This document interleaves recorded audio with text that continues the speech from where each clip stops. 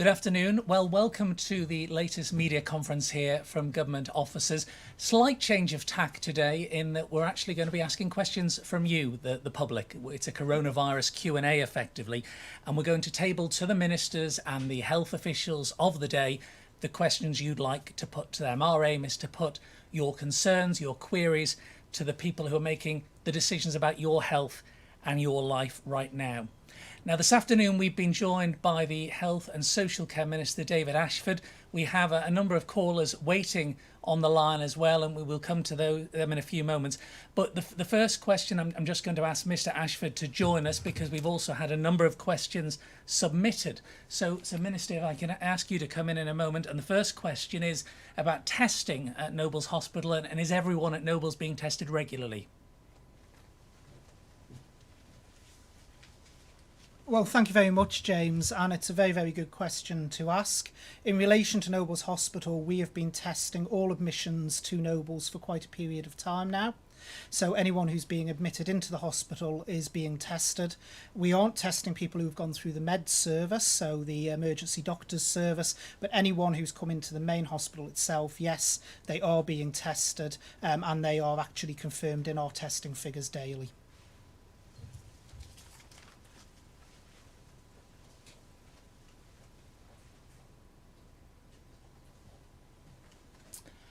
Thank you, Minister. Well, we're going to go to our first question now from the Manx public, and our first listener, viewer, if you like, reader, is Frank Shungle from Douglas. Frank.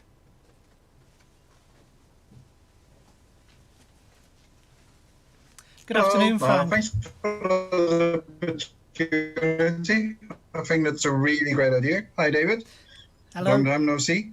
I think my first question would be, how do you see the reopening of the borders playing out? I think that is probably the biggest question on anyone's mind. How can we possibly open the borders when the UK is still acting, what many of us would probably call irresponsibly and quite, strangely over there? I mean, it's craziness over there, right? How are we ever going to handle opening our borders again? The borders is going to be a very slow process. I think I've said previously that the borders is the last thing we'll be looking at. What we need to do is focus on what we can do internally. But as you rightly say, the whole issue with the borders isn't about what's going on the island so much. It's around what's happening around us, particularly in our near neighbours, the Republic of Ireland and the UK. So as with a lot of these decisions, the borders will probably have to be on a phased approach. But it certainly, with the current situation, isn't going to be anytime soon. Personally, I feel the control of our borders has been one of our most effective measures in the fight against COVID-19, and it certainly will be one of the last measures released. So it will not be done so until we can see an improving situation from our near neighbours, not just the situation that's here on Ireland. So it's big. It depends to a large degree on what's happening in the UK, basically. Most definitely, and also, like I say, the other side as well. We must never forget about Ireland as well, but it most definitely depends upon what's happening elsewhere. Cool.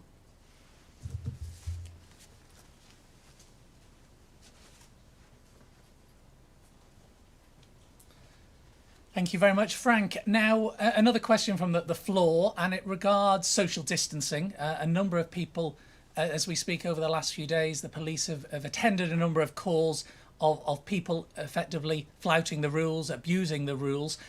What more messages could government give out to these people? Because clearly it's not reaching everyone.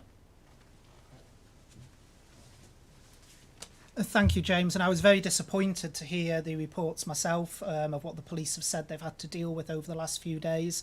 The messages from government, I think, are really, really clear on this, that we need people to act responsibly. The two biggest weapons in our personal armour in relation to fighting this disease are social distancing and continuous hand washing. Now, I need to emphasise again, because I know the police have said that a lot of it has been young people they've had to break up. Youth is no defence against this disease. We have seen cases in the UK and further afield where young people have been seriously affected by this disease and in fact tragically have lost their lives. Thankfully on Ireland we have not had any young people affected to that extent, but that really does not mean you are immune, and I need to get that message across again and again and again. No matter what your age, whether you have underlying health conditions or not, it is a virus, and how it interacts with your system you do not know until you have it. So I really need to emphasise again that people do need to practice the social distancing, and they do need to have the hand washing. I know there's been a lot of pent-up frustration in the community. We've been through 7 weeks of various phases of lockdown, people not seeing their friends, not seeing their families, but it is essential that we continue, for the sake of everyone in our community, to act responsibly. As government moves forward, we have to allow people to make their own decisions. Government can't dictate, we can't manage every part of people's lives. We need people to take responsibility for their actions and do what's right for them and the wider community.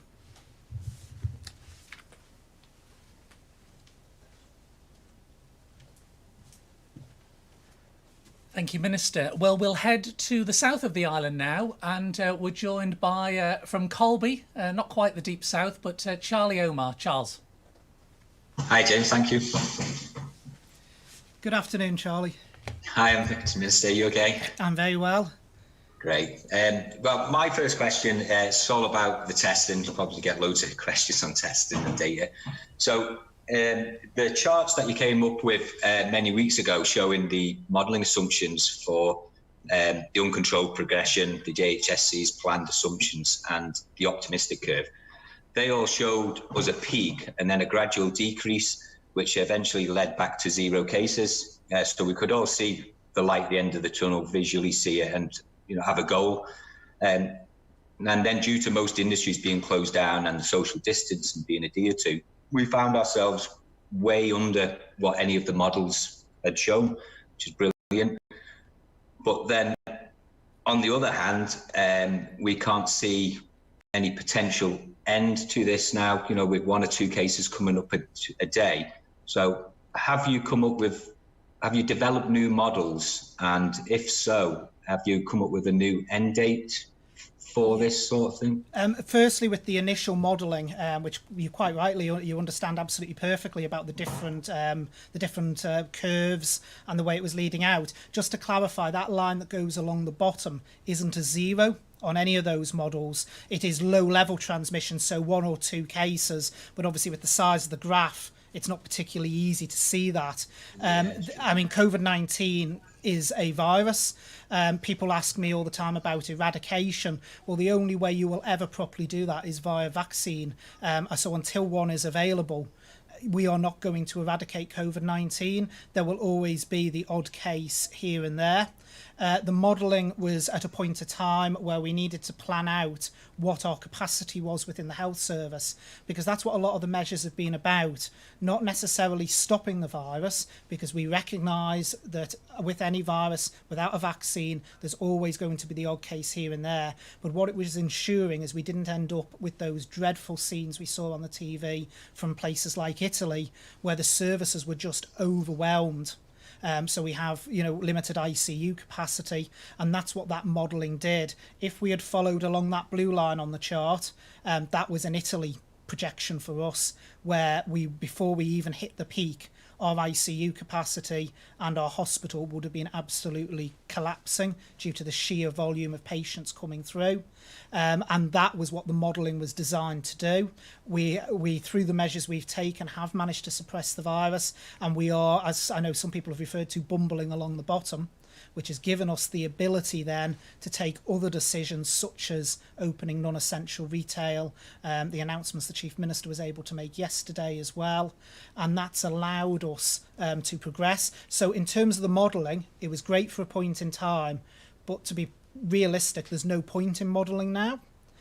Because we are in a different situation. We are into the live data now. Couple of months in, we know how many cases we have. So what matters now is looking at the real data, that whenever we make any changes, those changes can take about 8 days to feed into the actual case numbers, that we see what actual difference to the real live cases those changes make. That's what's important now. So the modelling graphs, basically, they served a great purpose at the start, but one of the reasons people don't hear me referring to them quite as much now is they're not as relevant today when we look at the changes going forward. Okay, thank you.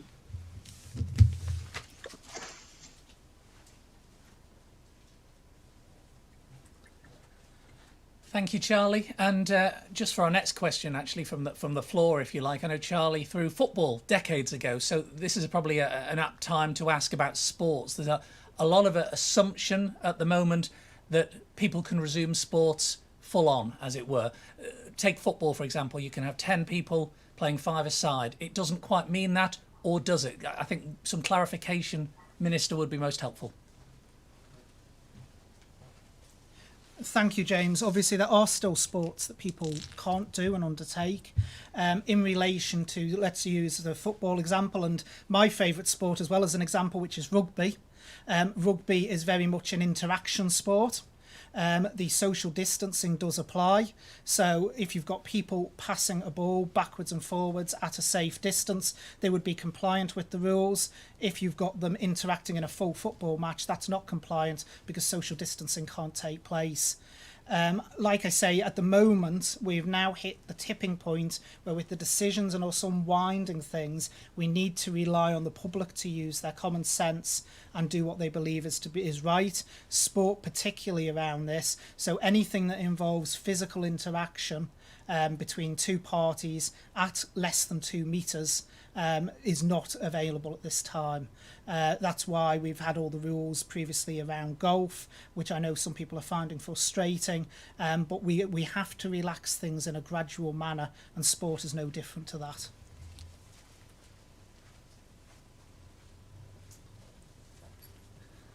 Thank you, Minister, and thank you for that question. We'll head up north now. I can see Caroline Smith in Selby. Caroline, please ask your question to the Minister. Good afternoon, Caroline. Good afternoon, Mr. Ashford.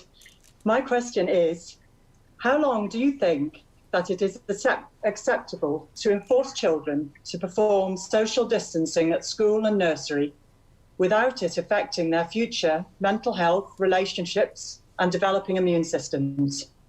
In terms of social distancing in schools, it's incredibly complex to enforce, to be perfectly frank.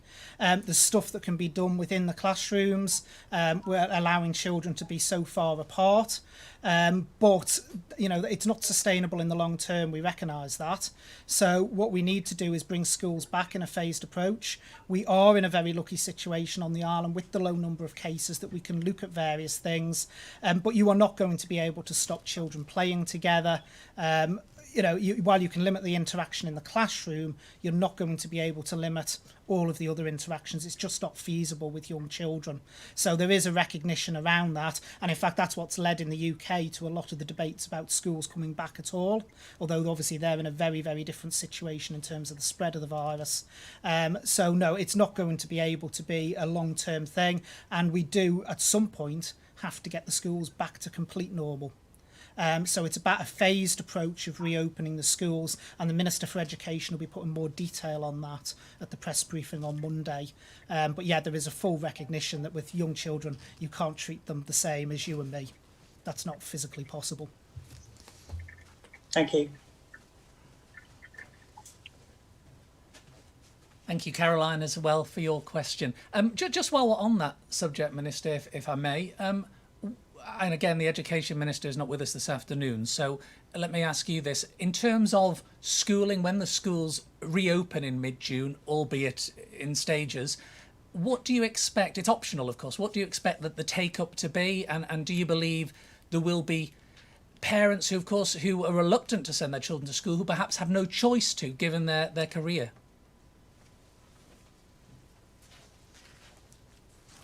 As with any of the decisions we take, there will be a nervousness. I fully accept that. Every announcement we make makes someone nervous, and schools will be one of those. I think the reassurance we can give is as the virus has moved on, we've learnt more and more about the virus, and the scientific community has updated its information. One of the things that was focused on early in the pandemic, and many people will remember these headlines across the Daily Mail, the Daily Express and other newspapers, of children being mass spreaders of the virus. As the virus has moved along, that scientific evidence has changed. And in fact, actually, I was funnily enough speaking to the Minister of Education this morning about a recent scientific report that actually says children are half as likely, even if they've got the virus, to pass it on to someone else as an adult. So there will be people nervous out there. That is precisely why we've gone down the route of recognising the fact that people don't have to send their children into school if they don't want to. There's not going to be any enforcement around that. There are people who in certain industries are having to return to work, and so therefore will have to make difficult decisions around that. But we have also within the regulations allowed for family childcare to take place.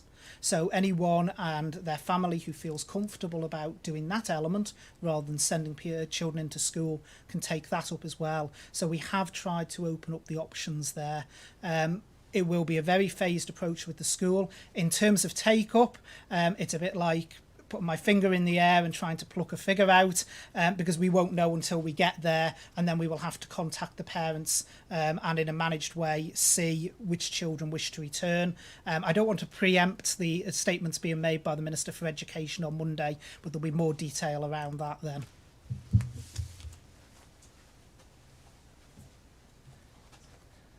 Thank you again, Minister Ashford. Just while we're talking about children then, a question that's come in from one of our younger viewers, listeners, readers, if you like. Can my grandchild stay overnight? That's what this listener is asking. With the new regulations in place, obviously the recommendation for anyone going to someone else's household is a maximum of 15 minutes and people to stay 2 metres apart, but it is a recommendation. We made absolutely clear, and the Chief Minister made clear from this podium when we brought that in, that what happens inside people's houses, we cannot police. People have to make the right decisions for them and their family. So if people are comfortable with people being in the house for longer or including overnight, the regulations do not now forbid that in terms of grandchildren staying over. But what is absolutely essential is you make sure that that is the right decision for you, particularly if the grandparents are elderly, because we do know that the elderly are an at-risk group. So we are asking people to make the right decisions. I know that lots of grandparents haven't seen their grandchildren for several months now, and there is a mental health issue that comes with that as well, in not having that family connection. But we do need people to consider, do they believe it's safe for them, and make the right choice. We can't now dictate absolutely everything that happens, and nor would it be right for us to dictate what happens inside a private property.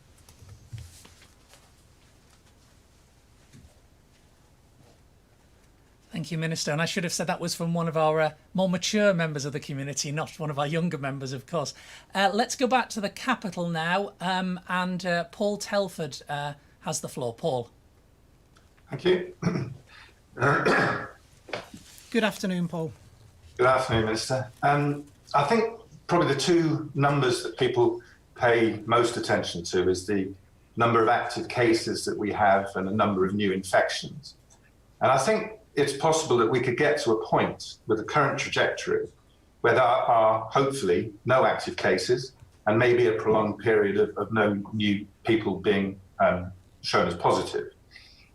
If that's the case, people, I think, will start to believe the island is virus-free and will start to question the need for the continued measures that we're taking with social distancing, wearing face masks, etc. How do you intend getting the message across to people that we need to continue with that if we are in that fortunate position of effectively saying there is no more active cases and no new cases arising? I think the key to that is exactly basically what we're doing now, which is direct engagement with the public via the press conferences, via things like this, to get that message across. I think I stated a couple of weeks ago in one of the press briefings that there's two danger points. Your first danger point is when the cases are going up and up and up and up, because you need to bring that spread down. Your other danger point is at the other end of the scale, where you end up with the odd one case here, one case there, because precisely as you say, people say, well, there's no real virus on the island, so we can just go back to normal and do what we used to. And so that's a danger point as well. And I know I sometimes sound like the merchant of doom, constantly banging on about the fact that we mustn't be complacent, but as with any virus, it's a hidden enemy. We don't know, how much transmission there is in the community, because we know with COVID-19 there are some people who contract it and they never show any symptoms at all. So there is always that risk. As I say, the only way of eradication is a vaccine programme, but it is important that we actually move in a staged manner. That will frustrate an awful lot of people, but we've got to do what is right for the health and well-being of our island community. We have been able to move, though, a lot faster than many other jurisdictions. You look even at some of the smaller jurisdictions, the changes we've been able to make due to our low case numbers have allowed us to move forward faster, but we've done so in a very careful way, always looking at the data and where that data is going, and that will need to continue. So I am pretty certain when we get to that stage, I will have an awful lot of emails, phone calls telling me we need to move faster, what's the problem? But we do need to do this in a controlled way. And I think the way of getting that message across is exactly via things like we're doing now, of engaging direct with the public and getting the message straight out about why we are doing various things. There will be people who won't disagree, who won't agree with what we're doing, but at least they'll understand why we are saying what we are saying. Thanks.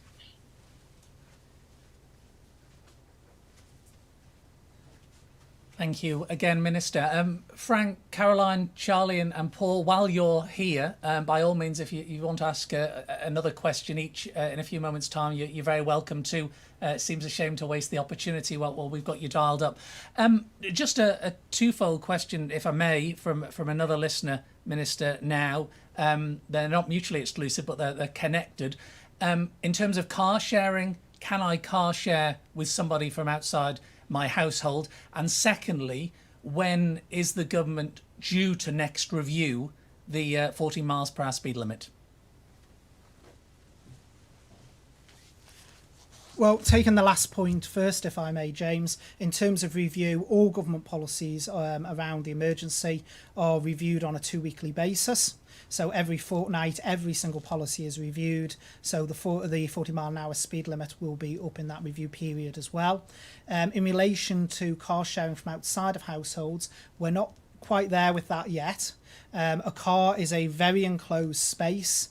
We obviously know, again, if it's over 15 minutes, you're less than 2 meters apart. That is the greatest at-risk category. Though I know taxis are operating at the moment, but taxis have a very stringent cleaning regime put in place with advice from public health as well as to how they need to operate, something that isn't enforceable within a private vehicle and probably not even doable within a private vehicle. So I know there's lots of people, again, absolutely biting at the bit to be able to car share in the way that they used to, but at the moment we're not quite there yet with that. We're not quite willing and comfortable enough to take that final step with that one.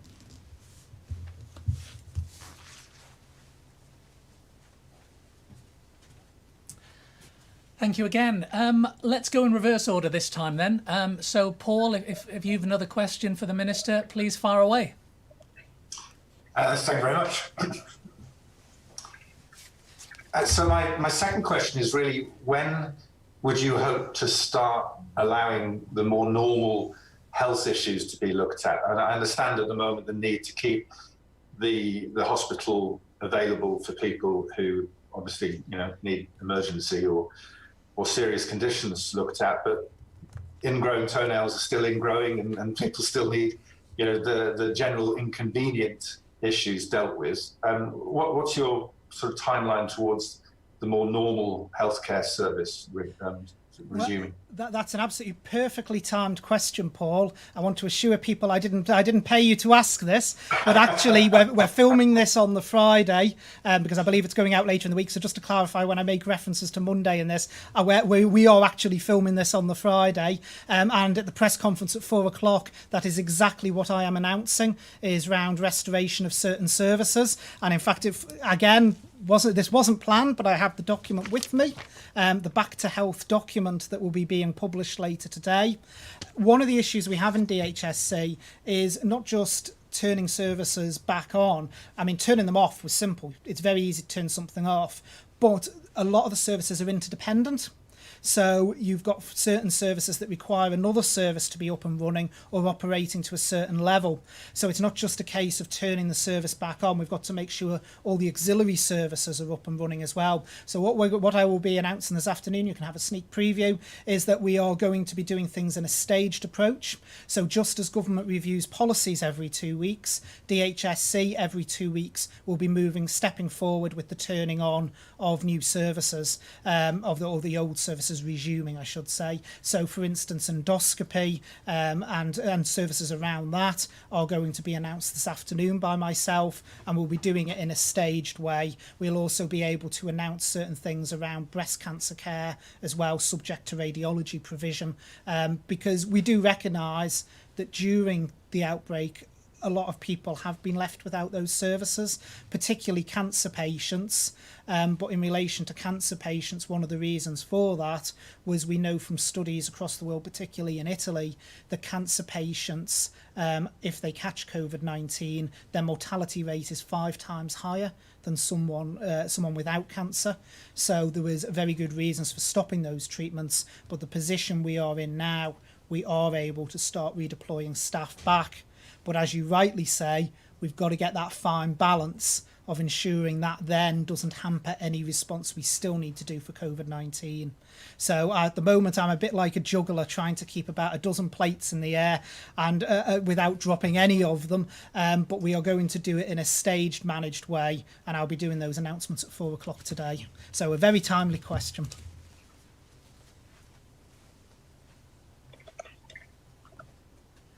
And of course, Paul, by the time you are watching this live, loud and lovely, you'll already know the answer as well the public. So thank you, by the way, all of you for your such depth of questioning. We can't ask them all, but certainly, hopefully it provides a balanced flavour of what you're interested in and potentially concerned by. And we will give an email address at the end of this briefing in which you can email questions for potential further conferences as well. Let's go back up north. Caroline, have you a further question? I'd just like to ask, if children are such low risk, why have they not been allowed to go back to school earlier? Because the scientific evidence is only now beginning to coalesce around that. As I think I mentioned before, at the start of this, you saw those wonderful newspaper headlines about children are the mass spreaders. And that was the feeling that, you know, as with things like colds and so on, many people felt COVID-19 operated in a similar way.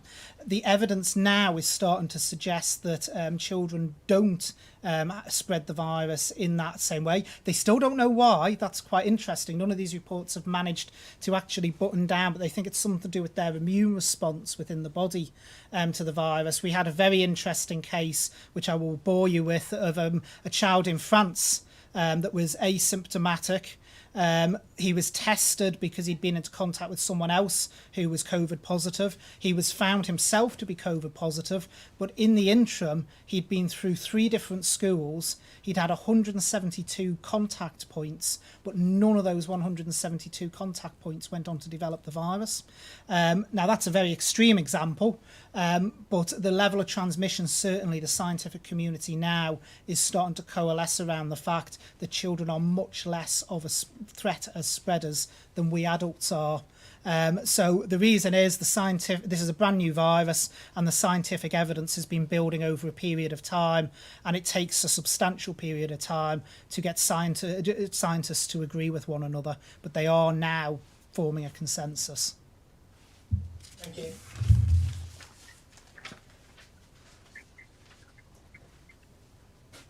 Thank you again for your questions, Caroline. Just while the Minister's here, what would you say if we said to you there are local medics who for some weeks now have felt that in a phased-in introduction, the children, it's been perfectly safe for children to return to school, but the education unions are the obstacle, the hurdle, if you like. What would you say to that? Well, what I'd say to that, James, is obviously there is concerns out there. We understand that. The unions will be concerned about their members going back. But I think what we need to do is give them the evidence we are working on, the basis on which we are working on, look at where the island is. I don't think it's always wise to compare us to other jurisdictions because particularly in terms of the cases emerging and the virus spread in our near neighbour, the UK, we are in a radically different situation to them. And look at where the risk profile is coming from. We need to work with the unions and reassure them, and I know the Minister for Education has been engaging quite a lot with the unions to be able to give them that confidence that they can then spread with their members. I don't see unions as being an obstacle. I see them as a partner to be able to work with to ensure that we work this up in the best possible way. And I think also the fact that we are going to do a phased approach, which the Minister for Education will again be expanding on at Monday's briefing, but that'll be after this, that'll be before this goes out. I think he'll be able to actually put more meat on the bones there and give that extra reassurance to people that it is a safe environment for people to be able to go back into.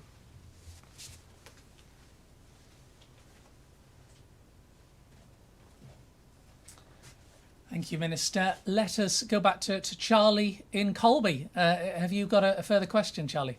Yes, Sam.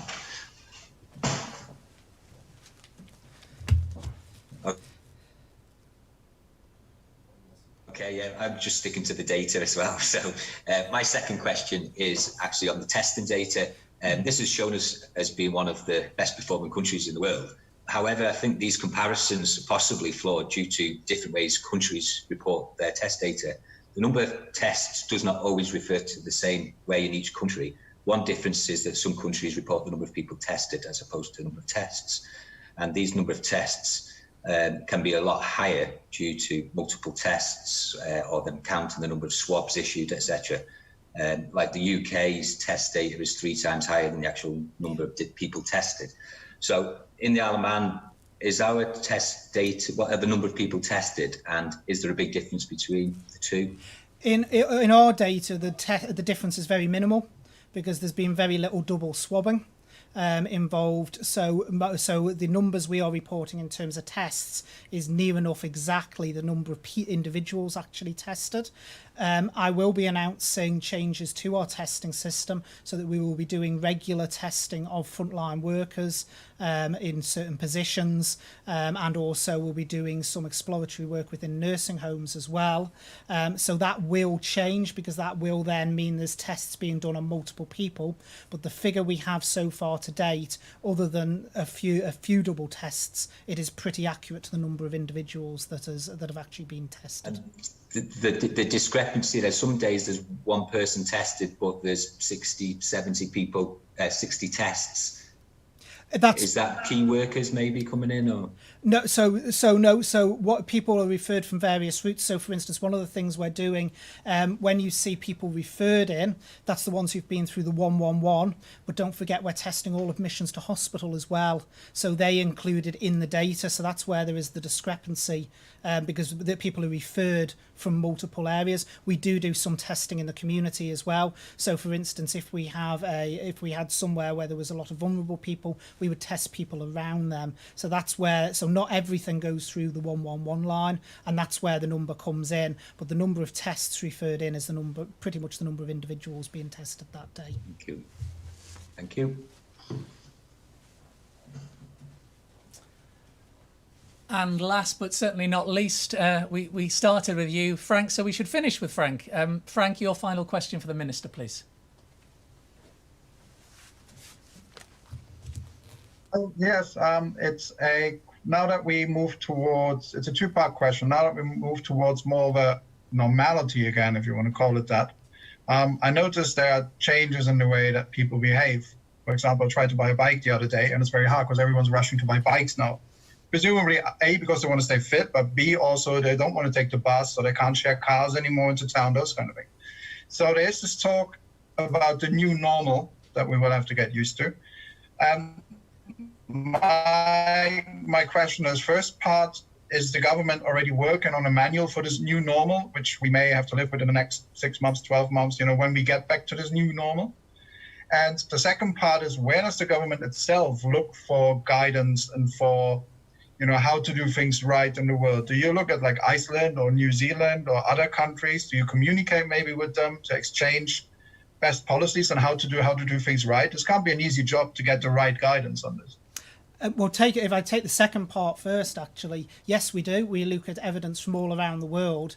Obviously, our outbreak and first cases of COVID-19 emerged later than a lot of other jurisdictions. So we were in the position as well to be able to see what was happening elsewhere and be able to plan for that. And also, we've been able to use evidence of how people are working to unlock things. Now, we're not just going to pick up policies from elsewhere and dump them here in the Isle of Man. It's very important we have Manx solutions to these issues, and we do it in a bespoke manner, but we do look at best evidence as to what is happening around the world, and we do engage. We don't just look to the UK and don't just engage with the UK, we engage much further afield in terms of what they're doing. In terms of the new normal, it's a phrase well trodden, but nobody knows with the crystal ball gazing exactly what that new normal will be. So what we have done as government is we have come up with the medium term strategy, and the key word in there is the medium term, that shows our direction of travel and where we are going and where we want to get to, and from there we would then look to develop a longer term strategy. I think there's several things that will come out of this that actually will stay with us for a long time and probably be of benefit. So, for instance, if I focus just on the department I'm Minister of, DHSC, we've struggled for many years around video conferencing, getting that in place, video consultations. It's all there now. We've set it up. So that's something we would want to look to keep. Equally, the 111 line has proved to be a great innovation for us. So there's elements of that we'd want to keep. But in terms of society as well, you mentioned there about people cycling like never before. That may well be something that people continue after this. They may not. Everyone might go back to their cars as soon as everything's back to normal and decide, right, I'm not cycling anymore, I'm driving. But I think there's a lot of social changes that will, for the good, that will come of this as well when we look back in many years to come. I hope so. Thank you. Thanks, Frank. And thank you, all of you, to Frank and Paul in Douglas, Charles in Colby, Caroline in Sulby. Thanks very much indeed for all your questions. Much appreciated. Just one final question, if I may, for the Minister. And that is what I think we're week 9 of lockdown is just concluding as we record this. So in that regard, is there anything major that you feel strongly about that government perhaps would have done or acted upon differently thus far?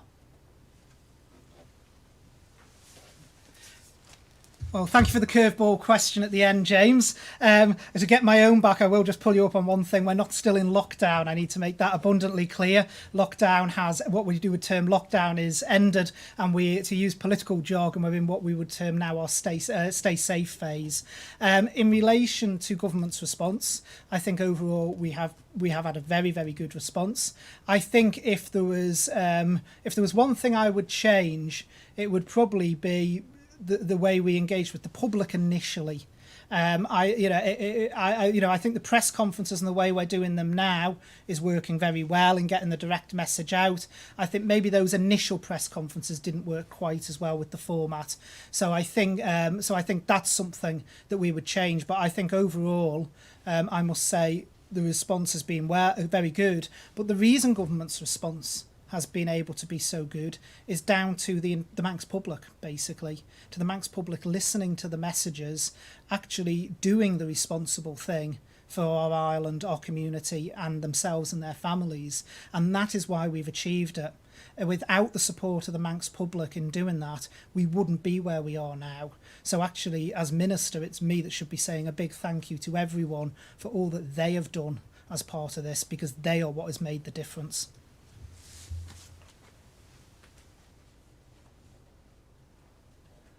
And thank you, Minister, as well for mentioning that. And also, I think it was to the point up until fairly recently where the humans were almost looking forward to the walks more than our four-legged friends were as well.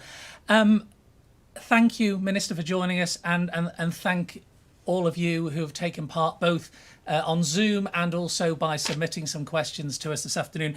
To those who didn't get your questions asked today, we will try and get as many different people as possible heard, and we'll hope to open up the floor virtually again to you in the next week or so.